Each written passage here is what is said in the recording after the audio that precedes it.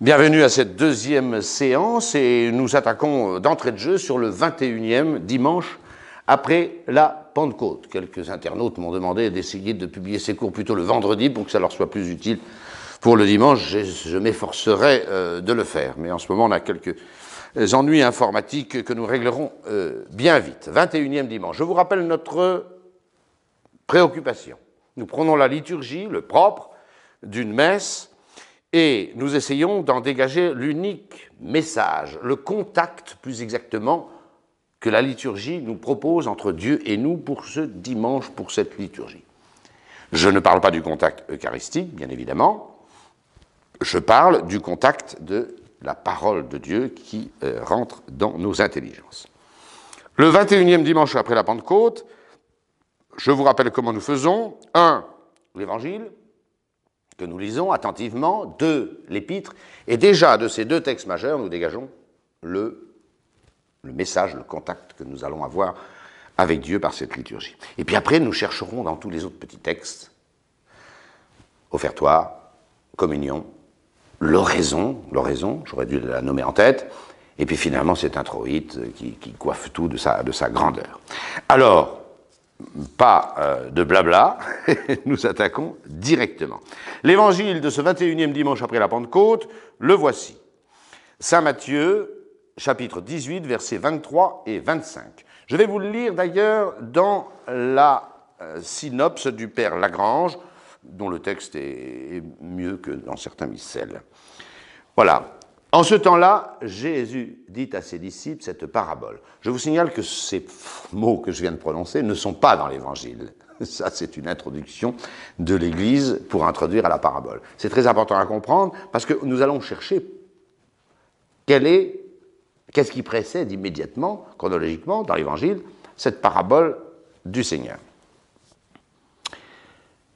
Le royaume des cieux est comparable à un roi qui voulut régler ses comptes avec ses serviteurs.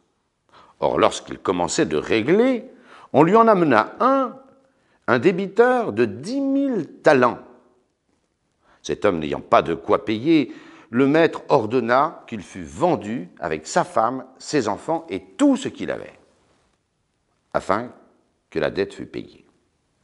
Tombant donc à ses pieds, le serviteur demeurait prosterné devant lui en disant « Sois patient avec moi et je te payerai tout. » Touché de compassion, le maître de ce serviteur le laissa aller et lui remit toute sa dette. Or, en sortant, ce serviteur trouva un de ses compagnons de service qui lui devait 100 deniers. Et se jetant sur lui, il le serrait à la gorge en disant « Paye, puisque tu dois ». Tombant donc à ses pieds, son compagnon le suppliait en disant « Sois patient envers moi, et je te payerai ». Mais il ne le voulut pas, et il alla le jeter en prison, jusqu'à ce qu'il payât tout ce qu'il devait. Voyant donc ce qui se passait, ses compagnons de service furent extrêmement attristés, et ils vinrent exposer à leur maître tout ce qui s'était passé. Alors son maître, l'ayant fait appeler, lui dit « Mauvais serviteur, toute cette dette, je te l'ai remise parce que tu m'en as supplié. Ne devais-tu pas, toi aussi, avoir pitié de ton compagnon, comme moi-même j'avais eu pitié de toi ?» Et son maître irrité le livra au tortionnaire jusqu'à ce qu'il eût payé tout ce qu'il devait. C'est ainsi que mon Père céleste vous traitera si chacun de vous ne pardonne à son frère du fond du cœur. Parabole connue, parabole merveilleuse. Essayons de voir un peu les détails et le contexte de ce texte de l'Évangile avant de comprendre. Je viens de vous dire qu'en ce temps-là, Jésus dit cette parabole à ses disciples, c'est un texte d'Église, ce n'est pas dans l'Évangile. Nous cherchons un petit peu dans quelles circonstances et pourquoi Jésus a mis au point cette parabole exquise et dure à la fois. Elle n'est racontée d'abord que par saint Matthieu. Terminé. C'est même pas la peine de chercher les synoptiques. Saint Matthieu, rien que saint Matthieu, et tout dans saint Matthieu. Cependant, dans saint Matthieu, il y a deux anecdotes très importantes qui précèdent ce texte. Et il est important de les connaître pour comprendre la portée de ce texte. Deux anecdotes qui précèdent immédiatement dans le texte de saint Matthieu, seul à raconter la chose, cette parabole.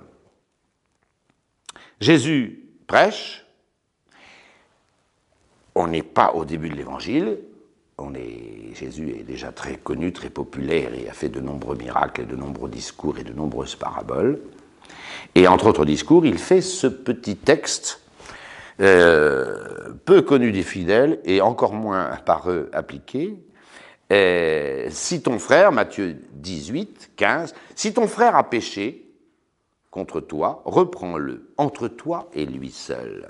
S'il t'écoute, tu auras gagné ton frère. S'il ne t'écoute pas, prends encore une ou deux personnes, de façon que toute l'affaire se termine sur le dire de 2 ou 3 témoins. Mais s'il ne veut pas les entendre, dis-le à l'Église. Et s'il ne veut pas entendre l'Église, qu'il soit pour toi comme un publicain et un gentil, un païen. En vérité, je vous le dis, ce que vous lirez sur la terre, etc. Donc Jésus fait un discours étonnant, j'allais dire révolutionnaire par rapport à nos mentalités. Quand quelqu'un fait envers nous une grave injustice, qu'est-ce que nous faisons habituellement? Allez, avouez. On en parle à tout le monde, sauf un intéressé. Oui, vous savez pas ce qu'il m'a fait, c'est inadmissible, il est gravement injuste, et puis avec quelques noms d'oiseaux à la clé. Hein, voilà. Jésus ne l'entend pas de cette manière. Jésus dit, si ton frère a péché contre toi, va le voir seul à seul. C'est une révolution. S'il t'écoute, tu as gagné ton frère, c'est merveilleux. S'il ne t'écoute pas, commence pas à balancer tout ça sur le net, non, non, non.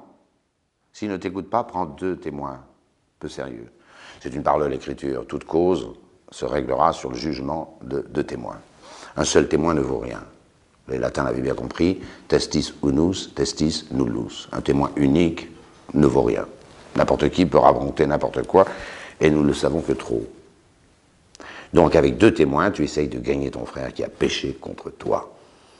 Et s'il écoute ces 2 témoins, tu as gagné ton frère. Grande joie. S'il ne t'écoute pas, dis-le à l'Église, à l'Assemblée. L'Église, c'est pas tout le monde, l'Église. Hein. C'est l'autorité de l'Église avec ses responsables. Voilà. S'il écoute l'Église, Deo gratias. S'il n'écoute pas l'Église, qu'il soit pour toi comme un païen, s'il n'écoute pas l'Église. Et un publicain, un pécheur public. Voilà. Voilà cette phrase, cette parabole, enfin cet enseignement, par exemple, de notre Seigneur Jésus-Christ. Il y a une deuxième anecdote qui précède immédiatement. Pourquoi? Parce que saint Pierre a pris ça comme nous, un petit peu mal. Un petit peu mal. Alors Pierre poursuit toujours saint Matthieu, puisque c'est le seul qui nous raconte toutes ces 2 anecdotes et la parabole qui suit, que je viens de vous lire. Alors Pierre, s'approchant du Seigneur, lui dit, « Mais si mon frère pêche contre moi, combien de fois lui pardonnerai-je » C'est bien joli, pardonner une offense grave une fois, c'est déjà très dur. Mais il recommence. Et moi, je vais repardonner de nouveau. Je vais reprendre à seul, etc. 2 témoins, et puis l'Église. C'est le seul passage où il y a un corrélatif en saint Luc. Je vais y revenir. Combien de fois pardonnerai-je à mon frère? Il ne s'agit pas de petites peccadilles. Hein. Il a pris la place que je voulais, il a mangé la tomate farcie qui m'était destinée. Non, c'est des choses graves. Jusqu'à 7 fois, dit saint Pierre. Est-ce que je pardonnerai jusqu'à 7 fois? C'est énorme. Et Jésus, je ne te dis pas jusqu'à 7 fois, mais je te dis jusqu'à 70 fois 7 fois. 7 étant le chiffre de la plénitude, c'est dire on pardonne à son frère de façon illimitée. C'est clair, il n'y a pas d'autre signification de ce texte. Voilà. Je ne résiste pas au plaisir de vous lire le petit corrélatif de saint Luc. Saint Luc ne rapporte pas l'enseignement de Jésus-Christ si ton frère a péché, Il ne dit pas que c'est Saint Pierre qui pose cette question, mais combien de fois je vais pardonner à mon frère? Il ne faut pas exagérer. Vous avez des récidivistes forcenés, ils passent son temps à vous insulter, il y a un moment, trop c'est trop. Non. Saint Luc, chapitre 17, verset 3, « Si ton frère vient à pécher, reprends-le. Et s'il se repent, pardonne-lui. Et s'il pêche contre toi 7 fois le jour, » non mais vous imaginez quelqu'un qui vous insulte 7 fois en une journée.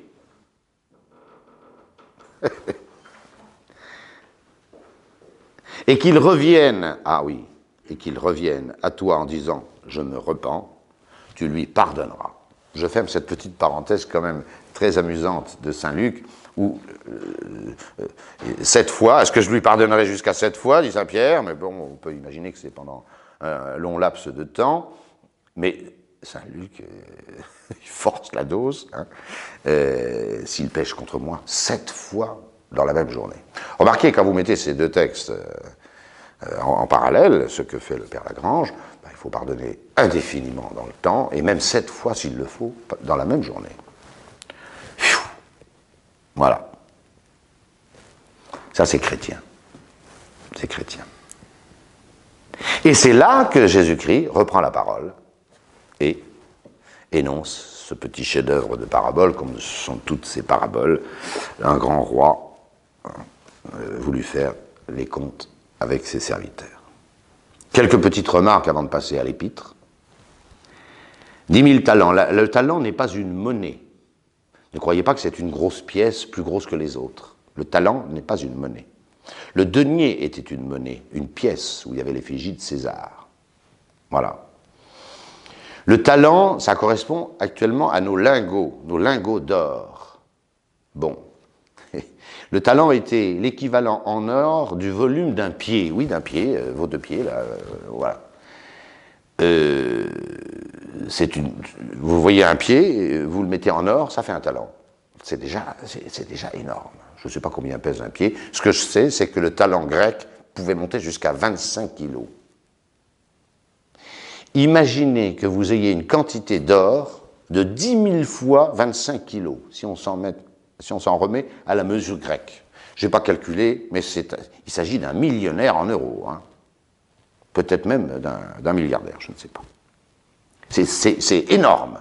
C'est pas du tout de la petite monnaie, c'est pas une pièce plus grosse que les autres, c'est pas le billet de 500 €, c'est totalement autre chose, c'est le lingot. Il n'y avait pas de talent au point de vue concret. C'était des masses d'or. Voilà. Ça aide à comprendre cette parabole.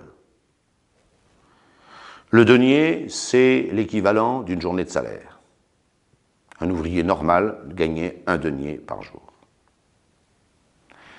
Et donc 360 deniers, plus ou moins, 300, 350 deniers à l'année. Lorsqu'il s'agit de nourrir 5000 hommes, sans compter les femmes et les enfants, Philippe dit, oui, 200 deniers, on aurait du mal. C'est quand même presque 1 an de salaire d'un ouvrier. Lorsque cette Marie-Madeleine renverse un parfum sur la tête de Jésus, Judas lui dit, ce parfum était tellement exquis qu'on aurait pu le vendre 300 deniers, c'est-à-dire un an de salaire d'un ouvrier. Mais 100 deniers par rapport à 10 000 talents, c'est même pas comparable. C'est même pas comparable. Voilà ce texte d'évangile. Il est odieux, ce serviteur. Le premier, pas le deuxième. Il est odieux. Parce que vous noterez une chose très importante, qu'on ne souligne pas. Tous les mots sont importants dans l'Évangile, je vous l'ai déjà dit, et j'aurai l'occasion de vous le redire. Non seulement parce qu'il l'en supplie, le roi remet, ne le vend pas, mais touché de compassion, je cite, le maître de ses serviteurs le laissa aller, il aurait pu le mettre en prison, l'enfermer et vendre lui, sa femme, ses enfants, comme fera cette espèce de coquin là. Hein. Mais il lui remet toute sa dette, il ne doit plus rien, c'est très important ça. Il ne doit plus rien. Il lui remit toute sa dette, c'est-à-dire qu'il est ne devant plus rien, comme diraient les Anglais. Il sort de là quitte. Vous imaginez, il devait des monceaux d'or, il devait une fortune. Et ce roi est exquis, parce qu'il le supplie, lui dit, bon, allez, je ne te mets pas en prison, mais non seulement je ne te mets pas en prison, tu ne me dois plus rien, tu ne me dois plus rien. On pense évidemment à nos péchés. Dieu nous les pardonne, pour ce qui est de la faute, totalement, et on ne lui doit plus rien. C'est inouï, mais c'est comme ça. Voilà. Alors il devient odieux. Qu'est-ce qu'il aurait dû faire? Qu'est-ce qu'il aurait dû faire? Il aurait dû sortir en disant, vous savez pas, comme ce roi est bon, et parce qu'il m'a remis une dette gigantesque, eh bien écoutez, toutes les dettes que vous avez envers moi, je vous les remets aussi. C'est ce qu'a fait un autre personnage de l'Évangile. C'est ce qu'a fait Zachée. Zachée, vous savez, ce tout petit bonhomme, qui était un véritable escroc. On aura l'occasion de reparler de Zachée. C'est tellement délicieux, cette anecdote. Voilà. Il était percepteur, mais pour les douanes de toute la région de Jéricho. Les péages, les transports de matériel, etc. Il était immensément riche, nous dit l'Évangile. Et sa richesse n'était pas entièrement acquise dans la justice. Il en conviendra lui-même. Mais il était tout petit, ça arrive à des gens très bien. Et il était très curieux de voir Jésus de Nazareth. Très curieux. Et là, il fait un geste délicieux. Comme la foule était tellement immense autour de Jésus-Christ, il ne pouvait pas l'approcher. Et comme il était petit, il ne pouvait pas regarder par-dessus. Voilà, c'est Zachée. Il fait un truc étonnant. Il court 300 mètres en avant, il monte dans un sycomore, simplement pour voir Jésus. Alors là, c'est imparable. Un tel geste d'humilité. Il est ridicule, Zachée, dans son... C'est l'équivalent d'un préfet de police, ou d'un préfet de région, du côté de Jéricho, ce bonhomme de Zachée. Et Jésus va se contenter de lui dire, Zachée, descends vite de ton arbre, ce midi, je déjeune chez toi. C'est tout. Il ne va pas lui dire, t'es un escroc, toujours cette bonté invraisemblable de Jésus et des rois des paraboles. Zachée descend, c'est la fête. Ce jour-là, Jésus a dû bien manger. Il le reçoit. Et voyez ce que fait, pourquoi je vous parle de ça? Parce que Zachée, il fait ce qu'aurait dû faire ce vilain et méchant serviteur. Zachée, il le fait. Il se lève au milieu du repas, devant tout le monde. Tout le monde le déteste. Il a arnaqué presque tout le peuple. Et il se lève. Je donne déjà la moitié de mes biens aux pauvres. Ça devait faire un beau paquet. Et si j'ai escroqué quelqu'un, il le savait bien, je lui rends le quadruple. Si je t'ai volé 20 euros, je t'en rends 80. Si je t'ai volé 4000 euros, je t'en rends 160 000. Enfin, voilà, etc. Ça, c'est ce qu'aurait dû faire ce serviteur. Il est odieux. Il est absolument odieux. Et ce serviteur, c'est nous. Ce serviteur, vous allez voir, c'est nous. Voilà. Passons à l'épître. Passons à l'épître. Passons à l'épître. Saint Paul aux Éphésiens, comme dimanche dernier, 20e après la Pentecôte. Une lettre somptueuse, pas de problème. Saint Paul dit la doctrine. Mes frères, fortifiez-vous dans le Seigneur en sa vertu toute puissante. Revêtez l'armure de Dieu, afin que vous puissiez tenir contre les embûches du diable. Car nous n'avons pas à combattre contre la chair et le sang, mais contre les principautés et les puissances, contre les princes de ce monde de ténèbres, contre les esprits de malice répandus dans les airs. C'est pourquoi revêtez l'armure de Dieu, afin qu'au jour mauvais, ça vous rappelle quelque chose, vous puissiez résister, tenir debout sans défaillance. Tenez ferme avec la vérité pour ceinture sur vos reins, la justice pour cuirasse. Ayez les pieds chaussés, prêts à annoncer l'évangile de la paix. Servez-vous surtout du bouclier de la foi, afin que vous puissiez éteindre tous les traits enflammés du malin. Prenez le casque du salut et le glaive de la parole de Dieu, le glaive de l'esprit, pardon, qui est la parole de Dieu. Il y a 6 armes d'un chrétien. J'y reviendrai tout à l'heure. Que dit ce texte de saint Paul? Et c'est là que je vais essayer. C'est pas facile ce 21e dimanche après la Pentecôte. C'est pas facile. Il y a des choses très claires. Là, c'est moins clair. Mais il y a un message commun à ces textes. Que dit saint Paul? Premièrement, il nous dit, attention, il y a un combat. Il y a un combat. Vous menez un combat. Vous menez un combat. Et pour mener ce combat à bien, il vous faut non pas vos armes, mais il vous faut les armes de Dieu. Voilà ce que dit saint Paul.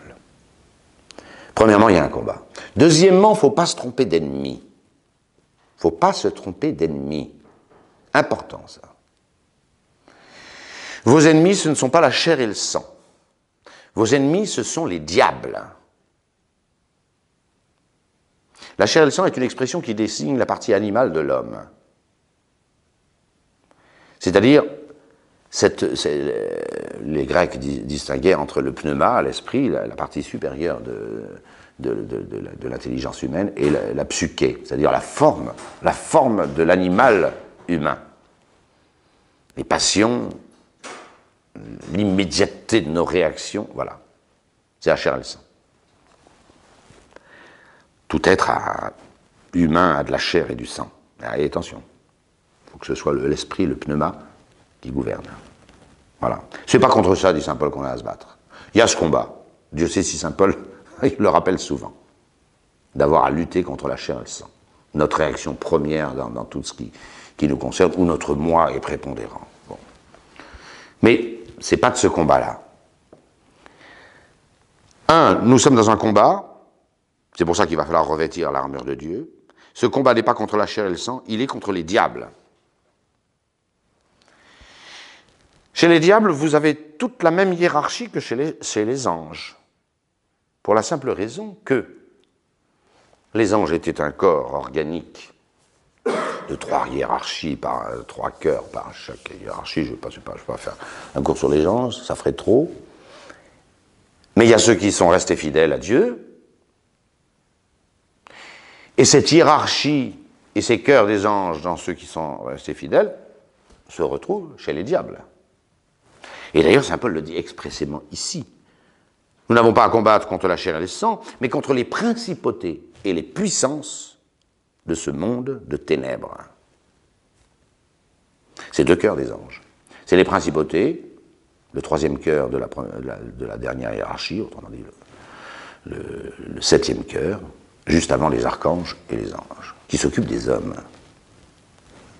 Mais c'est des anges mauvais, pervers.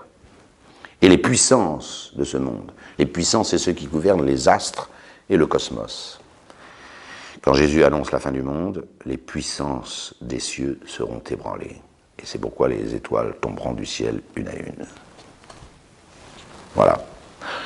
Alors pour lutter contre de pareils adversaires, les principautés sont les anges qui gouvernent les hommes en tant que société, comme la principauté de Monaco, elle a un ange, et beaucoup d'autres. Saint-Michel est le patron de la France, même si ce n'est pas une principauté, mais un archange, encore mieux si je puis dire. Bon bref, et les puissances de ce monde.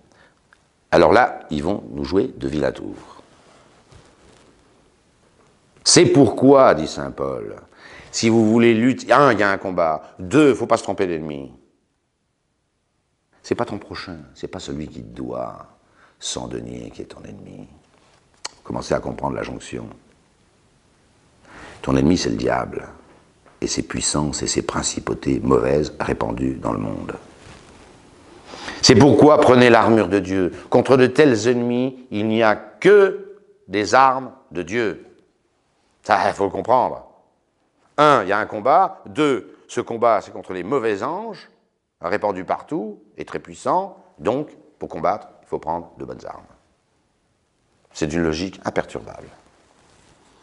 Revêtu l'armure de Dieu, afin qu'aux jours mauvais, vous voyez les jours mauvais, 20e dimanche, on les avait déjà rencontrés, les jours sont mauvais, et bref, dit saint Paul. Il y a les jours mauvais, puis il y a des jours plus ou moins mauvais. Là, ils ne sont pas tous. Mais il va y avoir un jour mauvais où le diable va te mettre des croche-pattes, hein, et peut-être te faire tomber, afin qu'au jour mauvais, vous puissiez résister, tenir debout, sans défaillance. Si vous ne prenez pas l'armure de Dieu, un jour, le diable vous aura. C'est clair. C'est clair. Alors prenez l'armure de Dieu. Il ne faut pas se tromper d'ennemi, c'est clair. Que fait ce méchant serviteur au Dieu de la parabole? Il ne s'occupe pas des principautés et des puissances. Il ne revêt pas l'armure de Dieu. Il se trompe d'abord d'ennemi, donc il prend de mauvaises armes. Tous les militaires vous diront que contre un ennemi, il faut l'arme adéquate. Je ne vais pas me livrer dans des pérégrinations militaires, où je ne suis pas très doué d'ailleurs. Voilà. Mais c'est évident. C'est évident. Si on ne prend pas les bonnes armes, c'est qu'on n'a pas désigné l'ennemi. Voyez le mauvais serviteur. Son ennemi, c'est celui qui lui doit 100 deniers. C'est misérable. C'est misérable. Misérable. N'oubliez pas que ce texte de la parabole fait suite à la correction fraternelle. Voilà. Ceux qui sont injustes envers nous ne sont pas nos ennemis. Ah oui, seulement la chair et le sang, elle nous dit ça sans arrêt. Celui-là, t'as volé 500 € ou 5000 €. C'est ton ennemi. Non, ce n'est pas ton ennemi. Non, ce n'est pas ton ennemi. Ton ennemi, il t'aura. C'est les puissances et les principautés répandues dans les airs. Ceux-là, un jour, ils t'auront. Et on voit bien qu'ils ne prennent pas les mêmes moyens. Saint Paul va énumérer les bons moyens pour résister à ce véritable ennemi que nous avons. L'autre qui se trompe d'ennemi, qui prend son débiteur pour son ennemi, qui va le faire mettre en prison, il prend les mauvais moyens, les moyens les plus catastrophiques. Car il y a un Dieu au-dessus de tout ça. Fantastique, on trouve la jonction, hein. Avouez, je ne force pas les textes. Alors maintenant, ces armes, retenez-les, chers amis. Nos séminaristes, ici à Courtelin, je pense, sont capables maintenant d'énumérer les 6 armes du chrétien. Vous êtes armés, il faut quand même savoir de quoi vous disposez. Premièrement, la ceinture pour vérité. C'est très étonnant. Saint Paul fait un mixte d'Isaïe et de Jérémie dans ce texte. Voilà. Il connaît l'Écriture par cœur. Le Seigneur Jésus-Christ d'abord et les apôtres ne parlaient qu'avec les termes de l'Écriture sainte. C'est inouï. Bon, c'est un autre sujet. D'habitude, la ceinture est le symbole de la chasteté.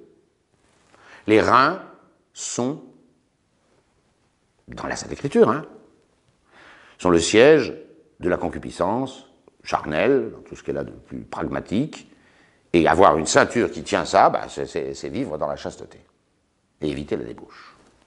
Pas ici. La ceinture, c'est la vérité. C'est très bien vu. Sans préjudice des autres interprétations de la Sainte Écriture, des autres significations. Quand vous n'avez pas de ceinture, vous perdez votre pantalon. Je suis désolé d'être aussi concret. Et si vous ne vous référez pas sans arrêt à la vérité, vous êtes comme un soldat qui perd son pantalon. Vous imaginez un soldat qui perd son pantalon, il est toujours à ramasser son pantalon, il ne peut rien faire. Il est complètement paralysé. Il risque gros. Au moins le ridicule, à défaut d'être totalement inopérant. Bon. Un chrétien, sa référence, c'est la vérité. Le reste, tout est relatif. Il a sa ceinture qui tient bien son pantalon.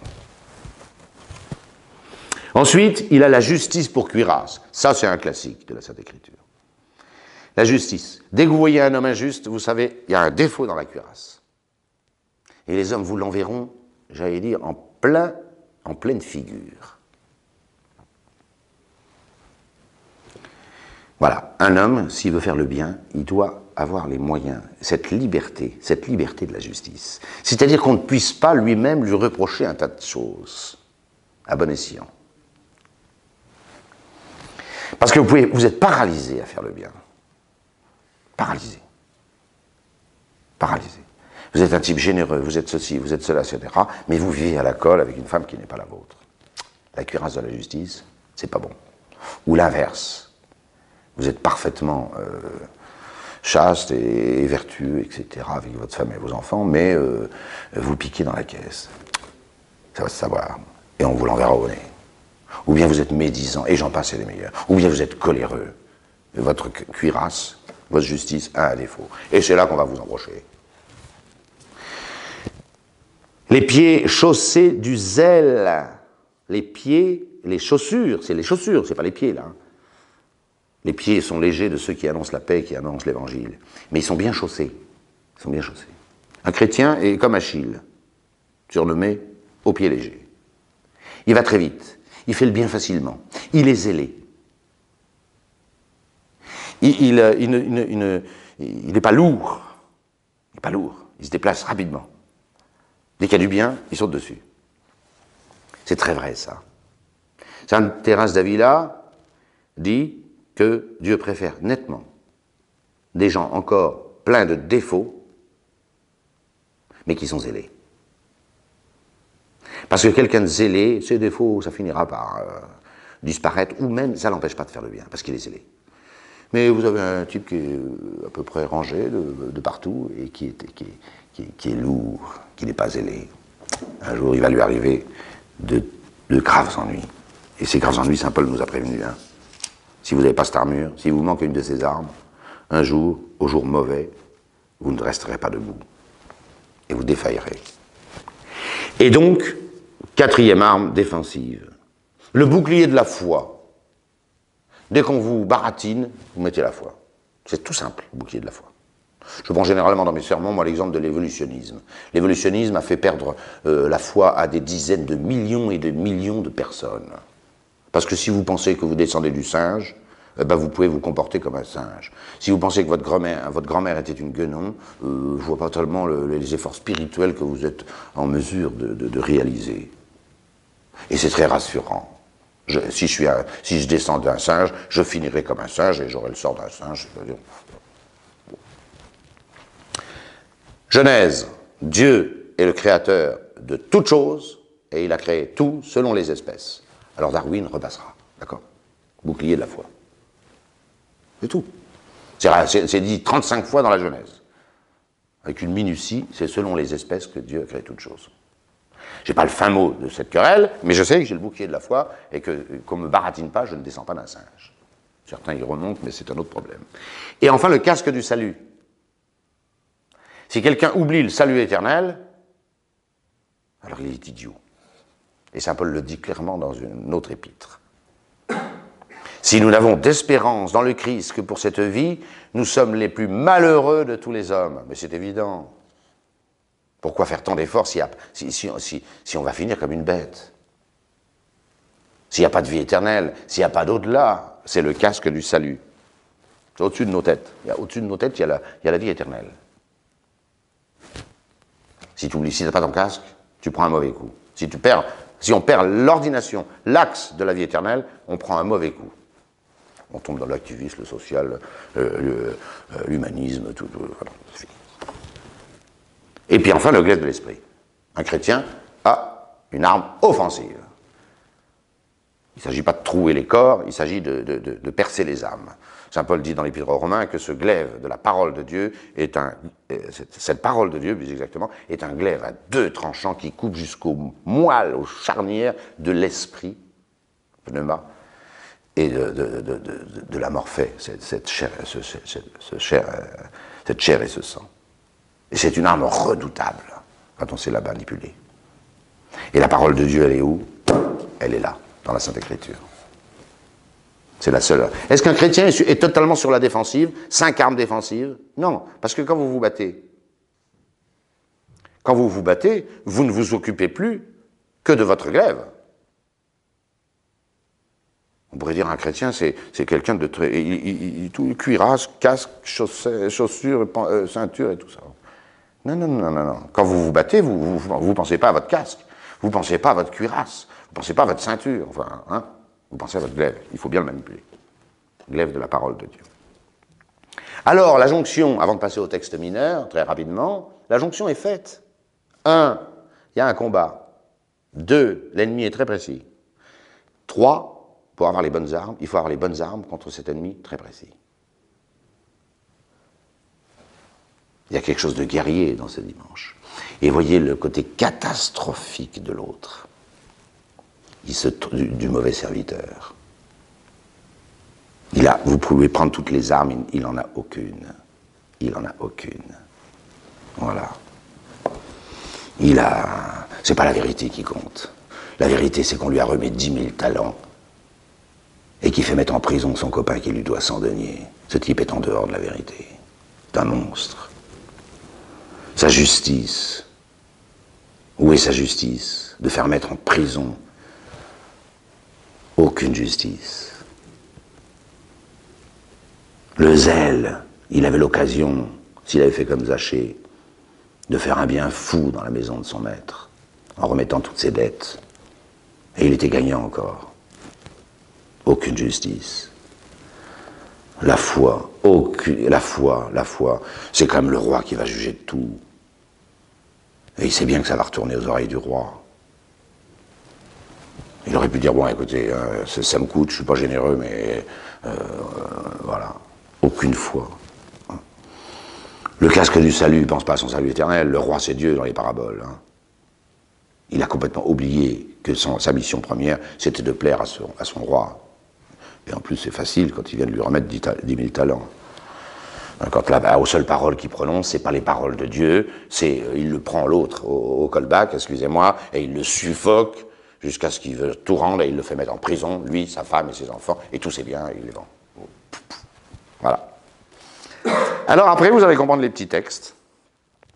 Je passe directement à l'offertoire, qui est toujours très révélateur, ce petit offertoire. Non pas l'offertoire de la messe, la prière qui s'appelle l'offertoire, juste après la fin de l'offertoire proprement dite. Juste au début, pardon, de l'offertoire proprement dit. Il y avait au pays de Us un homme du nom de Job. Il était simple et droit, et il craignait Dieu. Satan demanda au Seigneur de le tenter. Et pouvoir lui fut donné par le Seigneur sur ses biens et sur son corps. Il lui fit perdre tous ses biens et ses enfants, et il affligea son corps d'un horrible ulcère. C'est Job sur son tas de fumier. Voilà. Ce livre de Job est absolument phénoménal, mais on ne peut pas tout dire dans une petite séance comme ça. Job a tout perdu. Tout perdu. Tout perdu.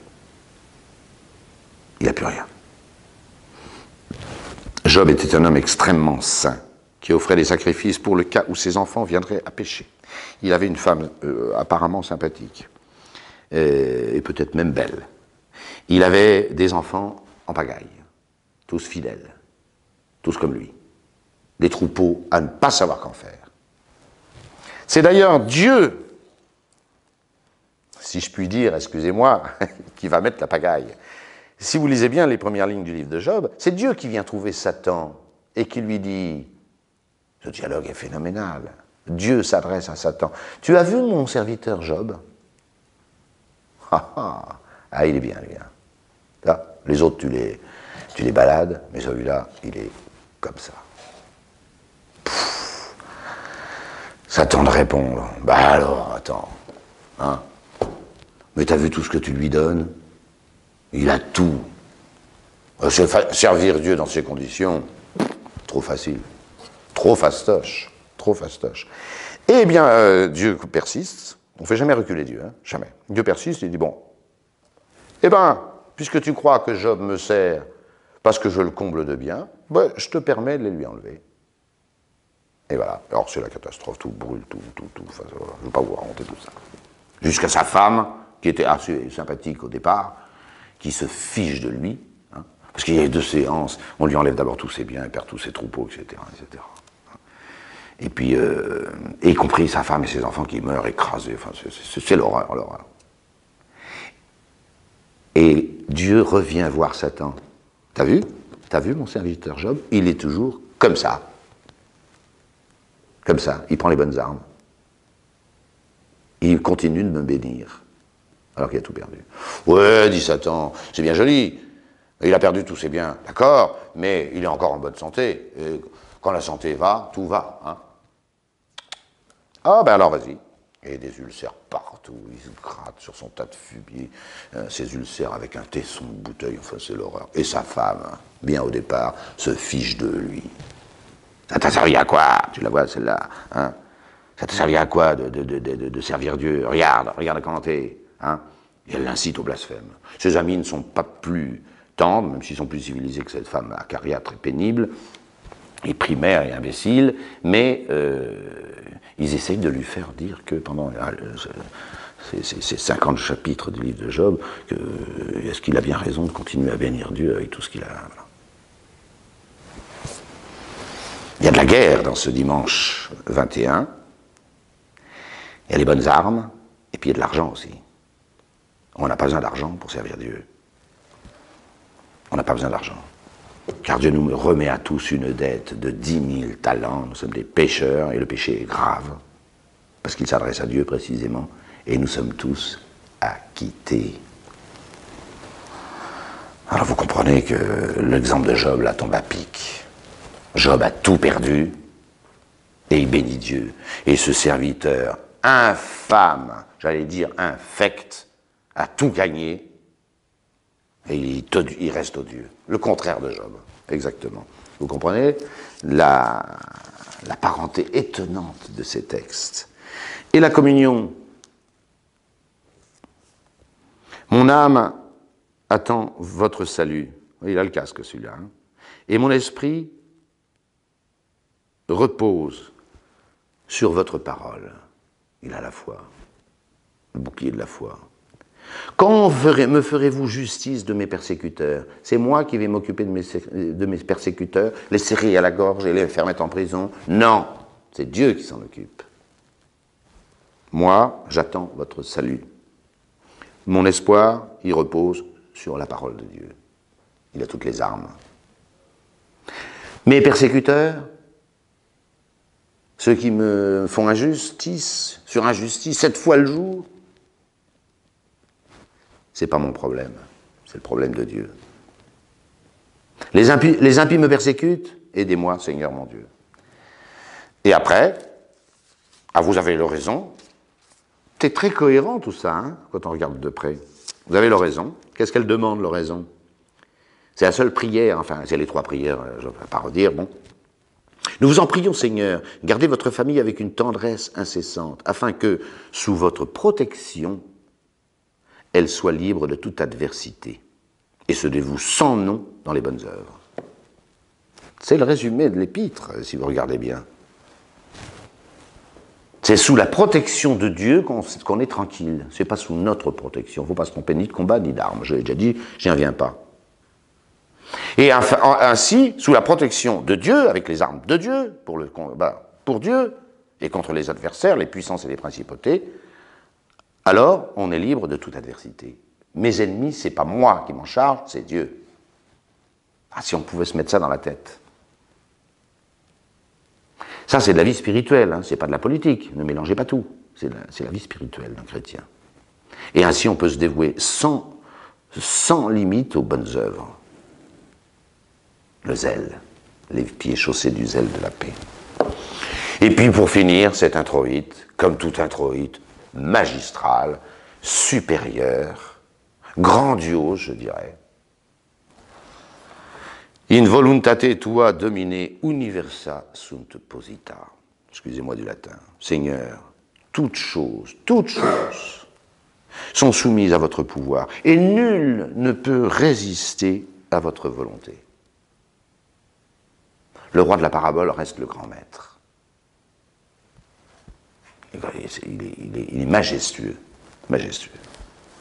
Il est bon, au-delà de ce qu'on peut imaginer, 10 000 talents, non seulement il ne te les exige pas, mais tu n'as plus de dette. Enfin, c'est quand même... Hein. Voilà. Car c'est vous qui avez fait toutes choses. Le ciel, la terre et tout ce qui existe sous le ciel. Vous êtes le Seigneur de l'univers. C'est la maîtrise absolue de Dieu. C'est ça qu'on oublie au fond. On est toujours à chercher une petite justice à notre mesure. J'ai un ennemi, ouais, celui-là il va me... Bon, etc. On se trompe. On se trompe. Mes pensées ne sont pas vos pensées. Mes voix ne sont pas mes voix. Nos ennemis, c'est Dieu qui s'en occupe. Moi, je leur pardonne 70 fois, 7 fois. Saint Paul qui était très réaliste. Si ton ennemi a faim, Épître aux Romains, bien sûr, vous avez reconnu, si ton ennemi a faim, donne-lui à manger. Il a soif, donne-lui à boire. Ce faisant, c'est Dieu qui juge. Tu accumuleras sur sa tête des charbons de feu. C'est Dieu, in voluntate tua, domine, universa sunt posita. Tout est établi dans la volonté de Dieu. Alors respectons cet ordre, cette maîtrise absolue de Dieu, et revêtons l'armure de Dieu pour tenir aux jours mauvais et ne pas défaillir. C'est ce que je vous souhaite.